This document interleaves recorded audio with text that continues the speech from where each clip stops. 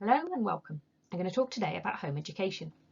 This is an area of education that can sometimes feel like it operates on a different plane to school-based education, because it largely does. And historically, many teachers are likely to have had little contact with home educators, particularly long-term home educators. It can feel like a bit of a black hole. However, home education is becoming increasingly well known and popular, as we'll see.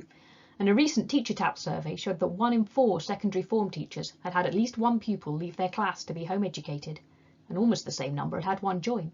So those worlds are becoming increasingly interlinked. If you haven't come across home education yet, you will soon. This is a world I do know. I've home educated my own children from the start, through to GCSEs, and I've been involved in local and national support groups for the last 15 years, with a bit of a specialism in support for home educators taking GCSEs. I've had personal contact with many thousands of home educators in a wide variety of situations, but like any personal experience, that will be incomplete and skewed. What I'm aiming to do here is to put this together with the general statistics and research that are available, albeit limited, to start to flesh out a more complete picture. I'll start with a brief overview of the legal framework that governs home education and how it's different to schools. This is important as it's a big part of understanding the differences between school-based data collection, which we all know is pretty extensive, and why we can't just do the same for home-educated children and match them up. Then, with that as background, we'll talk about some of the key characteristics of the current home ed cohort, based primarily on the recently published DFE data collection from local authorities, with some additions based on surveys and freedom of information requests carried out by various home education organisations. Finally, we'll discuss what questions would be most interesting to have answered, and some ways we might be able to start answering them. This is a massive topic, as I found out when editing my slides, so we'll only be scratching the surface and we'll only be focusing on England. Hopefully you'll feel you know a little more about home education when we're done, but I'm sure you'll still have lots of questions. I'd love this to be the start of a wider conversation around what can be a completely different approach to education and another way of finding out what works. So, where does home education sit in legal terms? Actually, home education is the default position. All parents have a legal duty to cause their child to receive a suitable education, either by regular attendance at school or otherwise. The vast majority of parents choose the regular attendance at school option and opt in to either a state or an independent school, and the government has duties to make sure schools are available for everyone and that they do what they're supposed to. Sometimes the local authority identifies that no school is suitable because of a particular child's needs, and then they have a duty to provide a suitable education in some other way, which is governed by Section 19 of the Education Act and collectively termed EOTAS, Education Otherwise Than at School. EOTAS is different to home education, even if it takes place mostly at home, because in that case the LA has the key responsibility for providing the education. Elective home education, which is the official term, is when a parent chooses not to opt into school or LA-provided EOTAS and instead keep direct responsibility for their child's education, and it also falls into the or otherwise legal provision. That could mean not opting into school at a transition point or deregistering if the child is currently in school. Deregistration is when a parent notifies the school to remove the child's name from the register, as they'll be securing education in another way. So, the parent has a duty to secure their child a suitable education. They can choose to opt into state or independent services to do that for them, or they can do it themselves, which is home education. So long as they are securing a suitable education, the law doesn't specify how they should do it, and there's no requirement to preemptively tell anyone what or how you're meeting your legal duty. Now, this seems scary, given how much legislation, regulation and guidance there is for schools, but that's to do with the fact that schools are acting on other people's children, and in most cases they're funded with public money. Whereas our legal system in general will assume you're doing what you're supposed to within your own family, unless there's evidence to the contrary. As a principle, it's similar to the way we have food hygiene inspections for restaurants, but we don't regularly inspect the home kitchen of every family. I should say that there is ongoing debate about this framework, but I'm basing today's discussion on the current legal position. Now, at this point, you might be wondering how we have any data at all. After all, we don't know for sure how many 2-year-olds are getting a perfectly balanced diet, or in fact how many 2-year-olds there actually are in an LA area with any level of certainty. Why should we know more about children just because they passed their 5th birthday? And until very recently, there were no officially collected statistics on home education for exactly that reason. However, that assumes the perfect world where everything works how it's supposed to.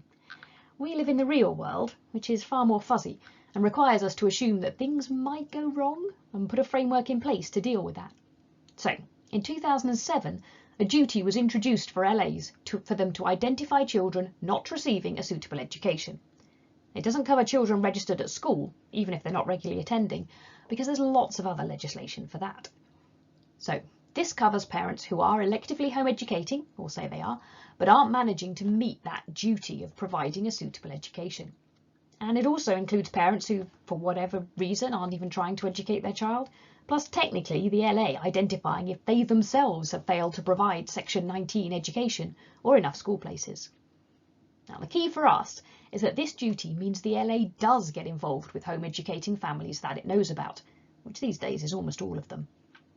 Now, this is all the law says. Parents have to make sure a suitable education is received, and the LA should identify if that isn't happening.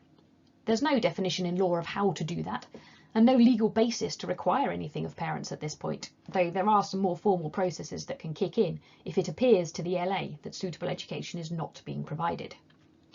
It's all governed by guidance, and in England the interpretation has shifted since this was brought in, from a reactive to a more proactive approach. In practice, this means that LAs keep the details of any child they know about who isn't in a school, and typically contact parents at least once a year to ask them for information, so they can decide if the child is getting a suitable education. Honestly, they're pretty hot on identifying children, and have got more so over time, which is mainly done through deregistration, but also things like childcare providers, information sharing, and concerns from family and neighbours. So there are definitely still home educating families that aren't known to the LA. I was one until recently, albeit in Wales, which has different guidance, but there aren't very many of them.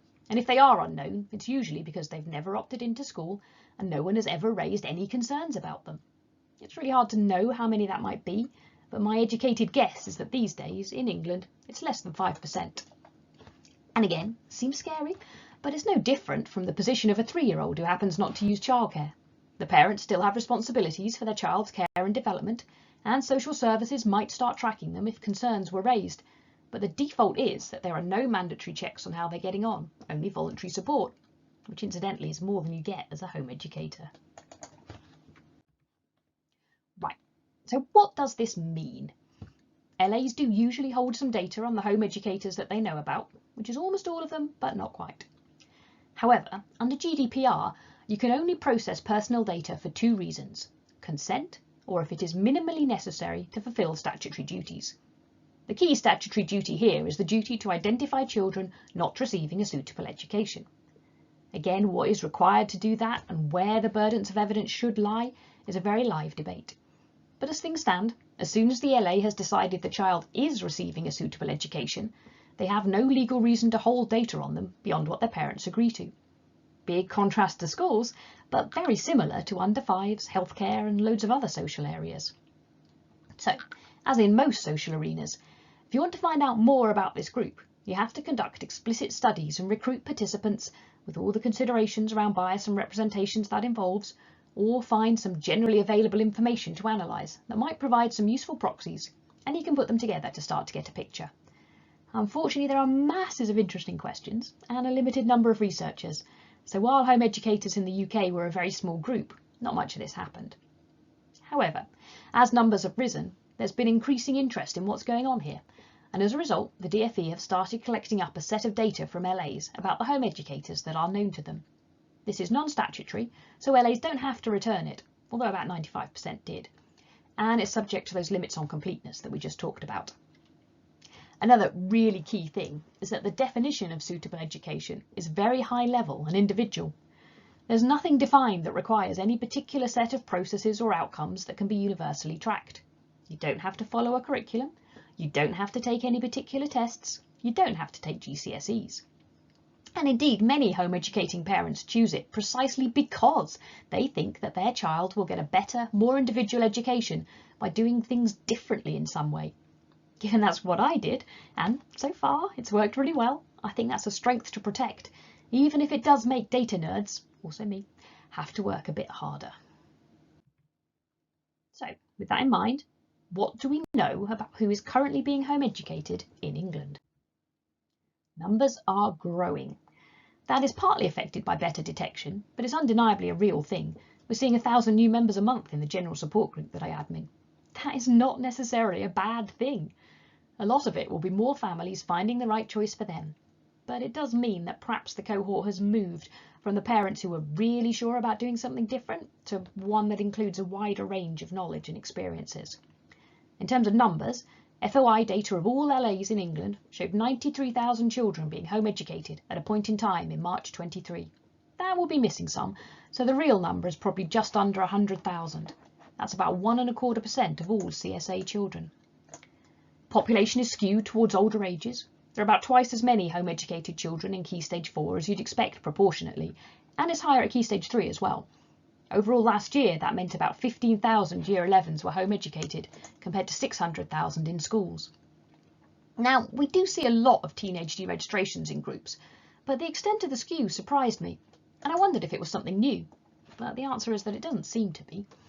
We only have a few years of age data in England, but longer in Wales and New Zealand, and they all show the same pattern. This also applies to the rise in numbers. Looking at several countries where home education is relatively common, everywhere has seen a similar rise, and it was clearly happening well before COVID. England is also fairly mid-range in terms of home educating population, higher than Scotland and Ireland, lower than Canada and New Zealand, and then the US is like way up on everybody else with about 6%. In terms of geography, ethnicity, parental education, parental job sector, there's nothing really firm that's been published, but what there is seems to show a pretty mixed bag socioeconomically. It isn't just one sector that home educates. We also don't have published numbers on children with children in need, child protection plans, or who were previously looked after. The DfE did collect that, but they haven't published it. There was a study in 2015 using FOI data that suggested home educating parents tended to have higher levels of referral, but half the rate of child protection plans compared to either under 5s or children at school, but we don't have any more recent data to compare. One thing that also shows up in the DfE data is that significant numbers moved in and out of home education over the year. In the 21-22 academic year, 44,000 began home educating and 20,000 returned to school. This matches with the teacher tap data I mentioned at the beginning, where 1 in 4 secondary forms had at least one child move both to and from home education.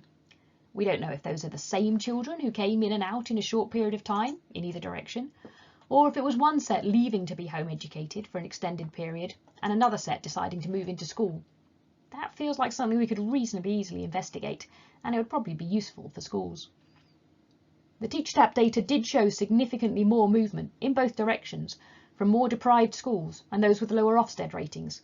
This probably isn't that surprising. You're more likely to want to leave a school that isn't doing so well, but it might point to where additional support could be useful. We don't have published school level data on deregistrations, but LAs will be able to collect that information if they want to. I don't know if Ofsted look at it as part of inspections, but it wouldn't surprise me. We also don't have any published data on attendance rates at the point of deregistration, so we don't know exactly what the link between persistent absence and deregistrations is, but it is pretty obvious that there will be one. And finally, which is also unlikely to be surprising, we also have high levels of SEND in the home ed population.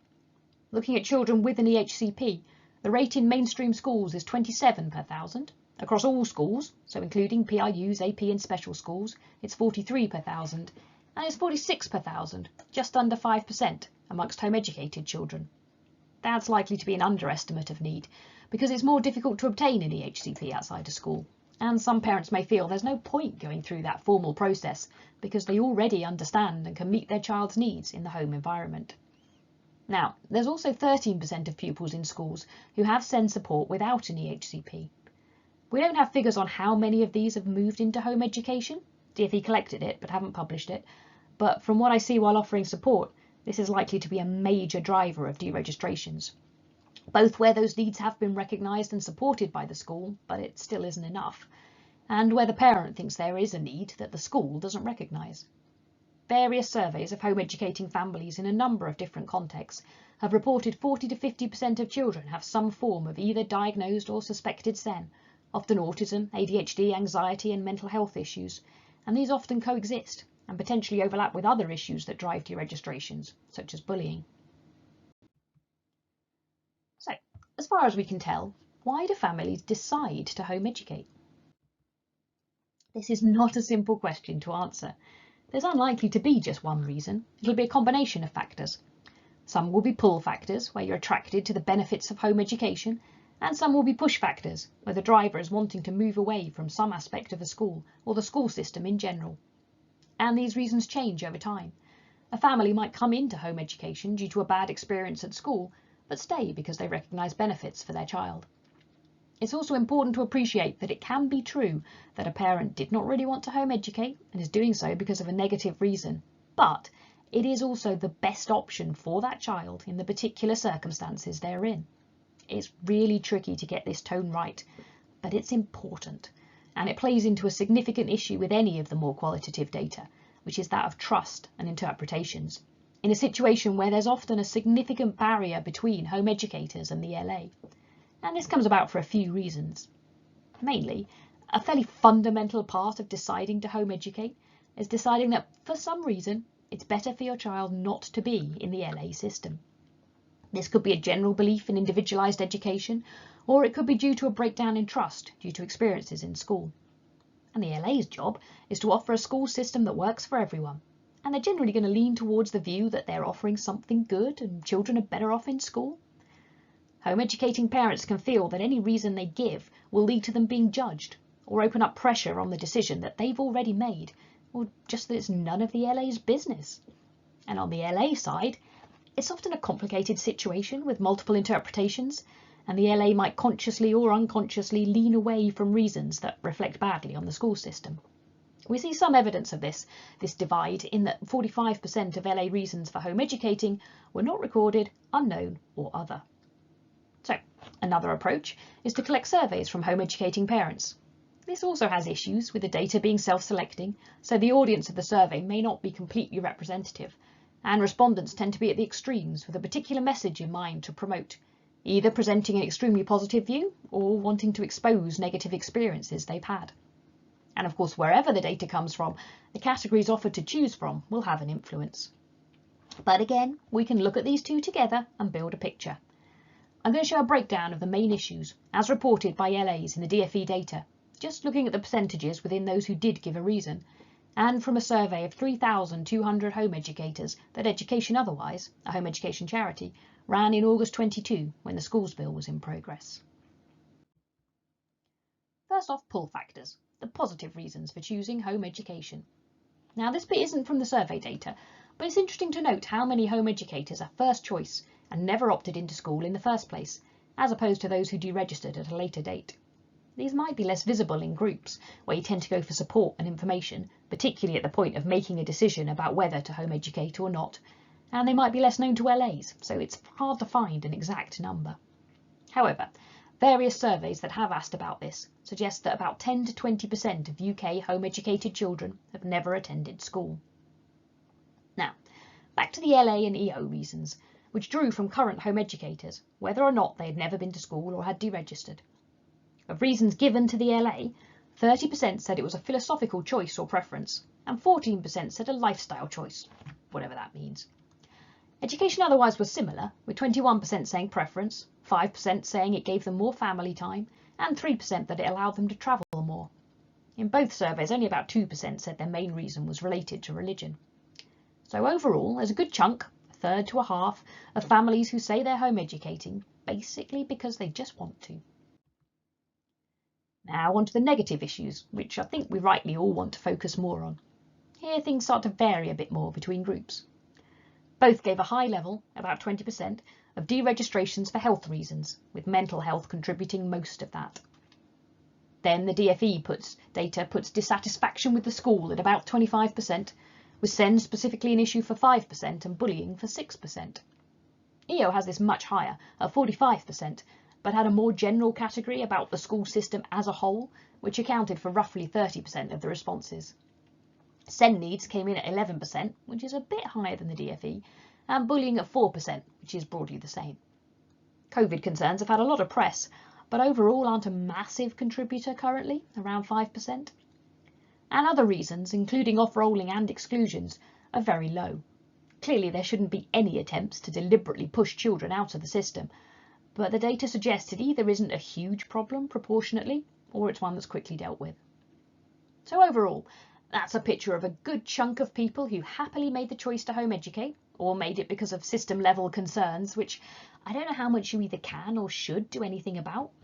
But then there's a quarter to a third who are home educating primarily because of mental health or SEN needs, who probably never expected or particularly wanted to, and another 5% due to bullying.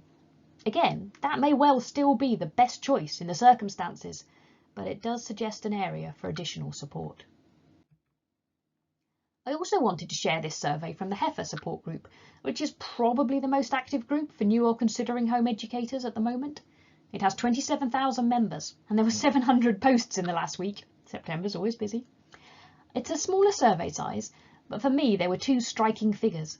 Over half cited health, mental health and SEN needs, which again shows that as a big issue. But also 13% said they had no other options as they were failed by school. Now I know situations can look different from different points of view, but that, to me, should be a concern for everyone. So, having decided to home educate, what happens next? Well, there really is no such thing as what home education looks like. Every family is different, and what a suitable education looks like can be very different. I'm not aware of any recent attempts to really categorise approaches across the whole population, so this is based on what I'd seen both personally and across the support groups. Some will be fairly curriculum based, either drawing on the national curriculum or an approach like Charlotte Mason. Some will support their children to be more self-directed and learn based on their interests at the time.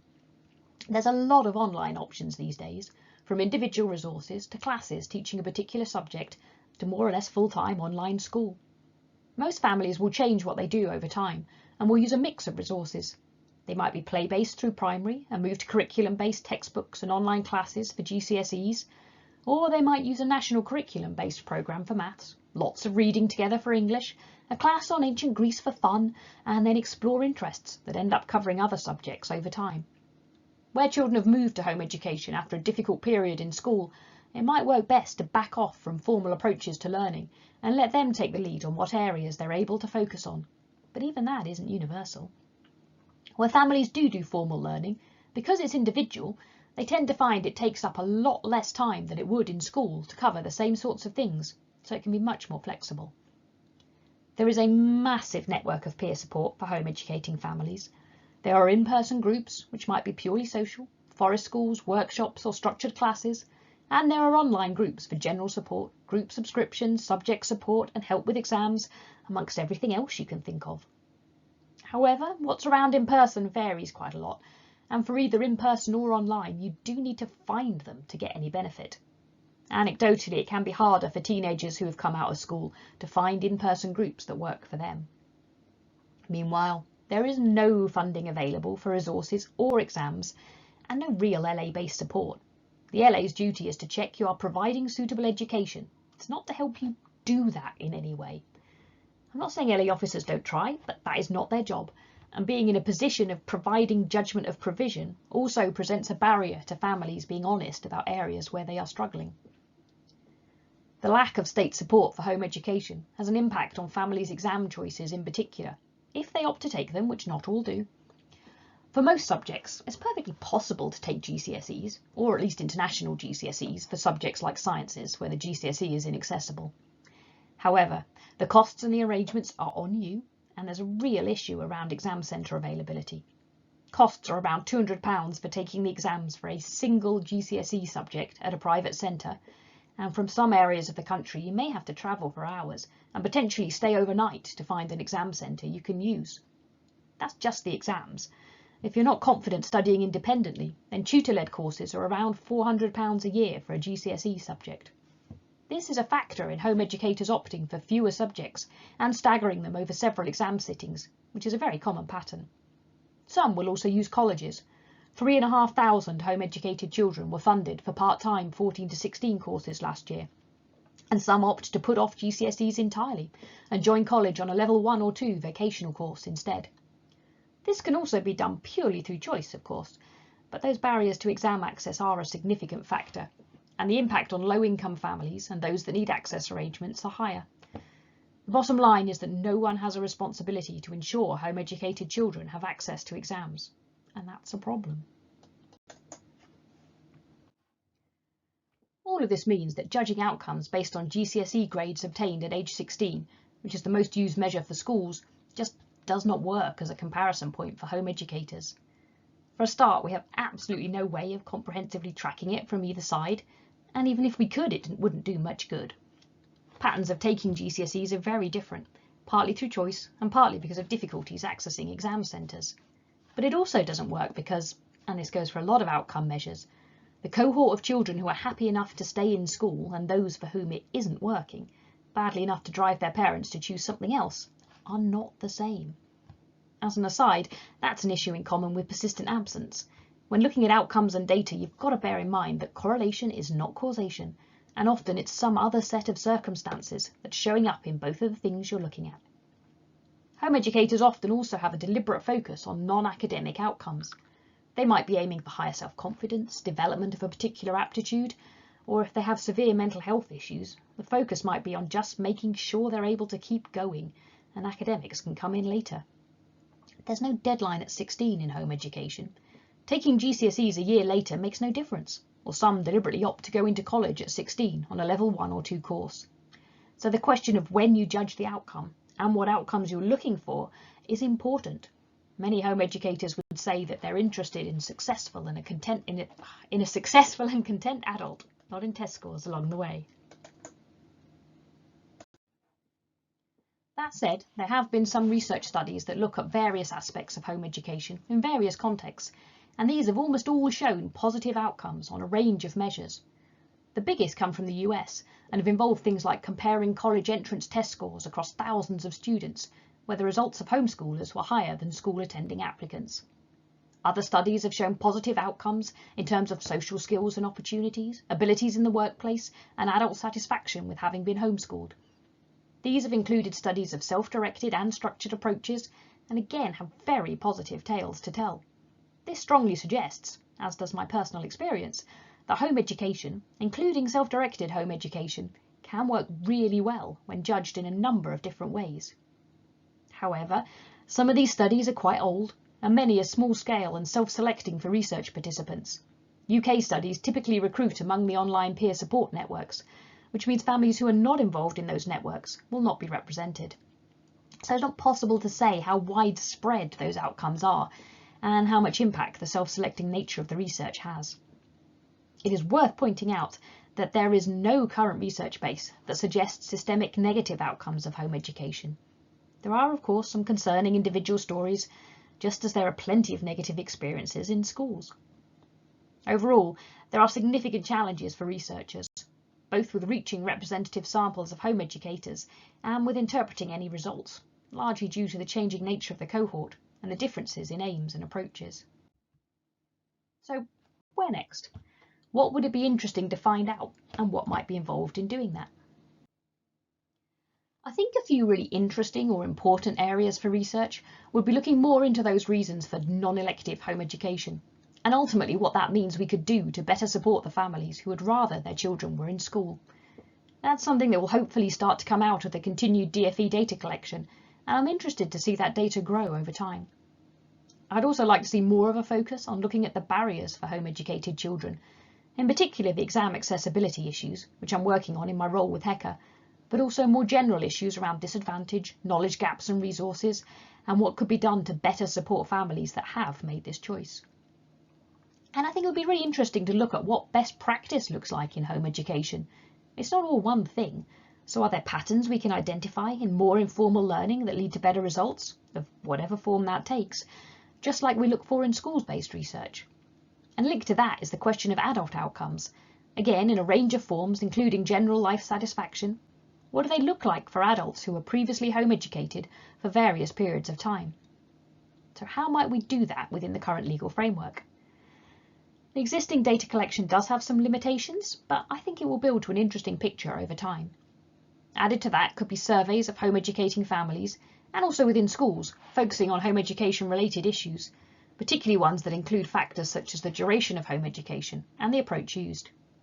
Looking at adult outcomes is tricky, but I think numbers may be getting to a point where for some questions you could take representative samples across adult populations and filter them for participants who'd been home educated for varying periods of time. For instance, how does the proportion of graduates change for those who are home educated compared to the general population? A longitudinal study would be amazing, but very expensive.